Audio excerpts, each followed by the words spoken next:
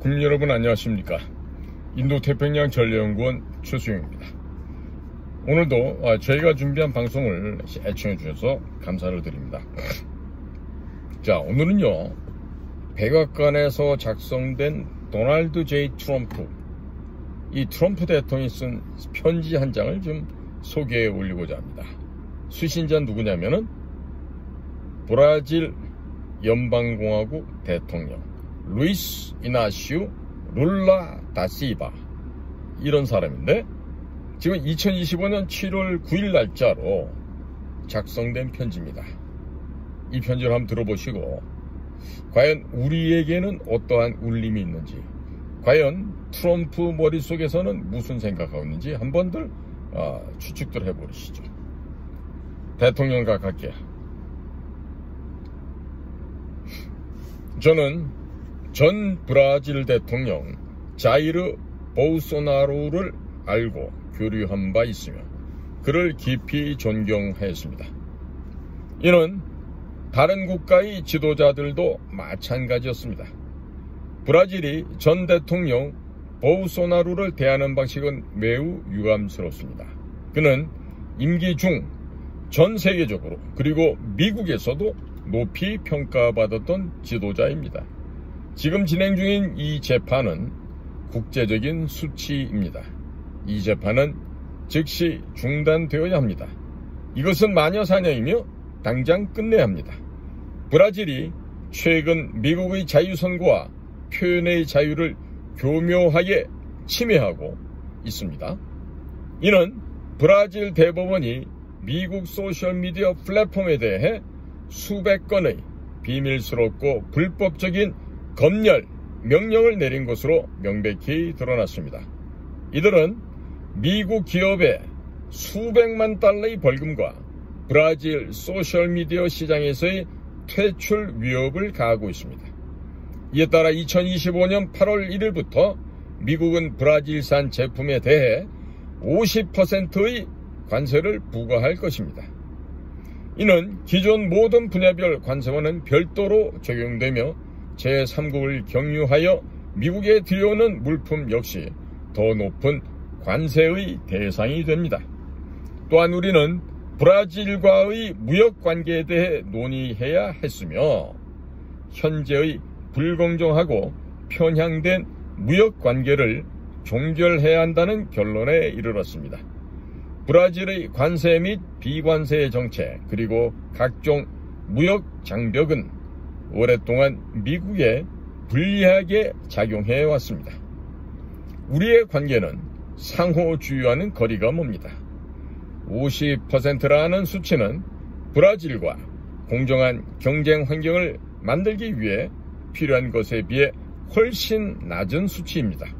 우리는 이 심각한 불공정 문제를 반드시 해결해야 합니다. 만일 브라질 혹은 브라질 기업들이 미국 내에서 직접 제품을 생산하기로 결정한다면 관세는 없을 것입니다. 미국 내 생산을 결정한다면 우리는 신속하고 정기적이며 절차적인 승인을 보장하기 위해 모든 지원을 다할 것입니다. 단 몇 주 안에 이루어질 수 있습니다. 이게 지금 도널드 트럼프 대통령이 현재 브라질 대통령인 이 룰라 대통령한테 보낸 편지인데요. 전임 대통령이 있던 보우소나로, 이 사람은 대단한 애국자죠. 그런데 이 룰라의 뒤를 이었던 여자 대통령이 있었는데 완전히 그 여자 대통령도 브라질을 갖다 그냥 완전히 갉아먹었습니다. 자, 그러다 보니까 이 보우소나루 대통령이 됐는데 이분도 2020년도 있었던 선거에서 지금 부정선거로 인해서 지금 선거로 도둑질당한 케이스죠. 그 좌파 대통령 이 룰라가 지금 현재 대통령 하고 있는 거예요. 자, 그런데 미국 대통령이 현재 이 브라질의 현직 대통령인 이 룰라에게 이런 식의 편지를 쓰는 걸로 봐서 이게 굉장히 부러운 사람들도 있을 거예요. 그런데 여기 지금 주로 언급된 거는 무슨 외교 안보 정도의 팩트는 언급이 안 되고 주로 경제적인 분야만 얘기를 하고 있죠. 그런데 무슨 전시작전권 한 수로 떠드는 나라가 하나 있죠? 어? 전시작전권 얘기를 이렇게 함부로 떠드는데, 그거 떠들면요, 어떻게 되는지 아십니까? 그걸로 끝입니다, 그냥. 응? 그걸로 끝이에요. 자, 거꾸로 말해서, 자, 지금 평화 시기에는 미군과 우리 사이에 뭐 별로 이렇게 어려울 일이 없어요. 때 되면 정기적으로 같이 합동, 연합 훈련하고, 움직이고 그러면 되는데, 전시가 됐죠? 그럼 어떻게 되죠? 전선이 시분초 단위로 바뀌죠. 자, 분 단위로 시초 단위로 바뀝니다. 그럼 그런 가운데서 대한민국 공군사령관이 명령 내리면 미군들이 B2, B1B를 갖다 움직일 수 있어요? F-22 편대 보고, 야, 니들 어디로 좀 출격해. 그러면 우리나라 공군, 우리나라 합참장 얘기 듣고 미군 비행기가 움직일 것 같아요?